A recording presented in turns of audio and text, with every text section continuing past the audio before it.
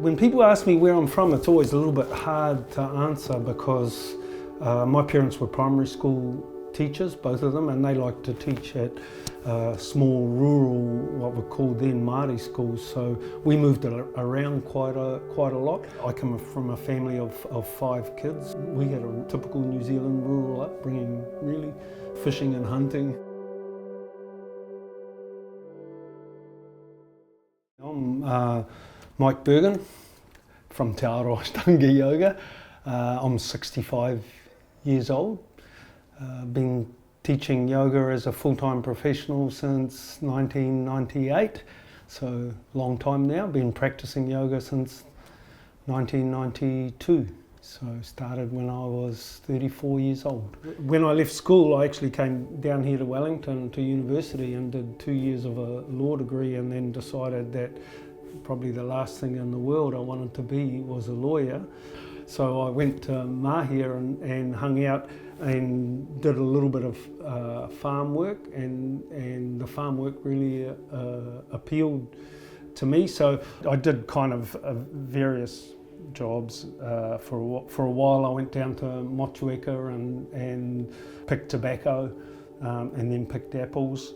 And then I worked in a little sawmill in Tairua. And then I went back to Mahia and got a job shepherding.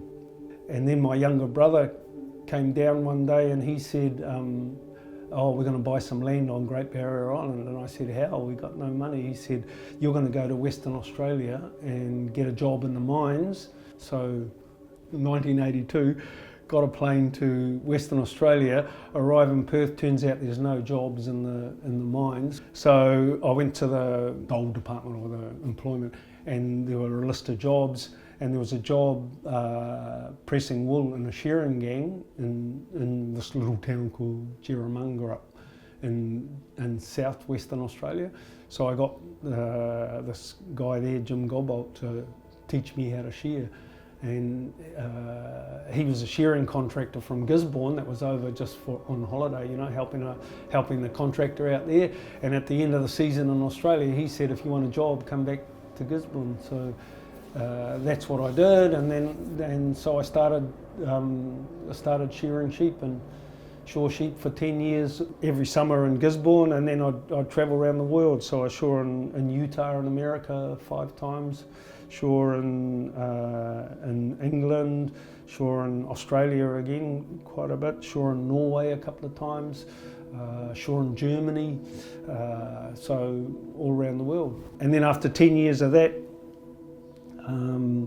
I had the relationship I'd been in for 10 years broke down, and so then my heart just wasn't in shearing anymore, and so I stopped, and I got a job in a little winery just outside of Gisborne. At the same time, I started practicing yoga.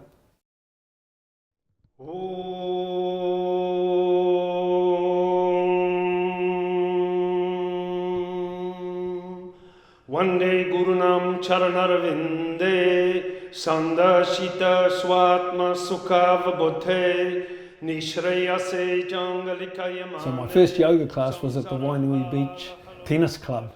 And it was me and like this small bunch of other people, and they're all there doing it easy. And back then I was shearing like 350, 400 sheep a day, so I thought I was pretty cool. And the third sun salute, I was shaking like a leaf and sweat was just pouring off me. But I really liked it. Right from the word go. And actually this friend of mine, I was getting a massage off her, and at the end of the massage, you know, I was saying, I need to do something to keep my flexibility up and sort of give something back to my body. And she said, yeah, come and try this yoga. Right from that first class, man, I just loved it. Before then I thought yoga was just kind of sitting around breathing and, you know, doing the odd stretch here and there, but like it's breathing and moving, and so it's this dynamic thing, and like I say, straight away I was sweating like anything. I just love that physicality of it. There was an interesting parallel for me straight away, because I'd noticed when I was shearing that if I could empty my mind and just really focus on shearing the sheep, then it all went faster and easier, and and that was when you'd shear the most sheep, was when you weren't thinking about it, when you were just kind of at one with the act, and straight away it was like, okay, the style of yoga that I do is the same thing. It's that trying to shut your mind up and just breathe and move, So I had that kind of understanding of what I was trying to do. So yeah, then I kept working at the winery and kept practicing yoga, because I met my teacher from there, Peter Sanson, and he said, come out in the mornings and practice with me. And the reason for that was so that I could help him, and then he kind of taught me, and then I started helping him in his classes. The whole idea being that he was going to go back to India. So I didn't realise it at the time, but he was just teeing it up so that I could sub for him while he was away. I had never had any intention or any idea that I would be a professional yoga teacher, like a full-time yoga teacher. But in the meantime, I'd met Victoria, my wife, and it just got to the point for her where Gisborne was a little bit small. She wanted to move away from Gisborne. I had met a woman, an Australian woman in Mysore, who had a really big yoga studio in Sydney. So I gave her a ring. I said, would you have some teaching for me? And she said, yeah, come over. So that was kind of my first experience of being a full-time yoga teacher, and it turns out that I really enjoyed it, and that I was actually quite good at it. I mean, when I first started teaching for her, she gave me when I came back from Mysore that first time, put me in charge of the evening classes, and they were averaging about sort of 15 to 18 people an evening, and by the end of sort of 6 months we were averaging 35. So I was getting that sort of positive feedback of people liking my classes and wanting to come to them. I get homesick for New Zealand when I've been away from New Zealand for too long, so I was starting to feel a little bit homesick, and Victoria's sister lived here then, so it was like an easy decision to make to come back to Wellington. And we looked around for a suitable venue and found one in Cuba Street. To start off with, we were having to do gardening as well, just to pay for the groceries. But so we found a venue to teach, and basically we've been here ever since. To start off with, I found the practice itself hugely challenging. On the one hand, there was that kind of rapport I had with it, because I could see, and I loved the physical side of it and the fact that it made me work hard and sweat. But on the other side of it, I had a lot to learn about letting go of stuff. So I kind of came into the practice with a shearer's attitude to it, go hard or go home. And that meant that I tended to injure myself. Always had some injury for about the first sort of 5 or 6 or 7 years. I did my shoulder went at one stage. Even though I had long hamstrings from the shearing when I started, both my hamstrings went. One of them went off like a guitar string breaking. The other one was like a gunshot at different times. For me, there was a lot of change of lifestyle sort of stuff that I found really challenging. Letting go of alcohol. I was in the wine industry. Letting go of pot.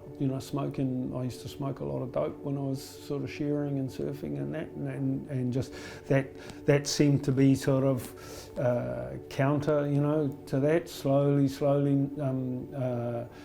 changing my diet. It took me a long time to wrap my head around eating less and less meat. Until I'm sort of 90% if there's such a thing, vegetarians. That's the challenges of the practice, and your practice moving from that point where you're young and you're fit and where you know you feel like you're advancing, and then to the point where you start to get older, and you've got to accept that there's things that your body used to be able to do easily that are not so easy anymore. Or for me anyway, there's this transition from it being, you know, pretty much 90% of a physical exercise, a way to work my body, to being a lot more in the sort of meditation, sort of spiritual, if you like, realm. You know, when I first started, and particularly the first couple of trips to India, there was a lot of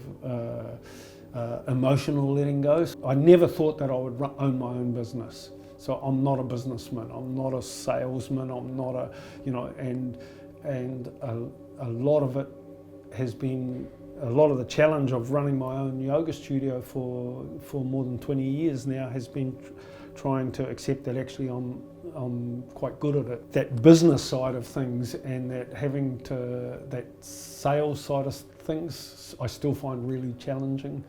Having to deal with that stuff so that I can do what I do in here I find a real challenge. The financial thing can be challenging, you know. It's like I don't make a lot of money, so it's there's always that little bit of, you know, are we going to have enough sort of thing that. So that's there's always that balancing act, you know, between trying to make a living and trying to offer yoga in it as I like to, which is, you know, not having to sell myself. My favourite yoga sutra is Patrashtito Yatno Abhyasaha, which is practice takes effort.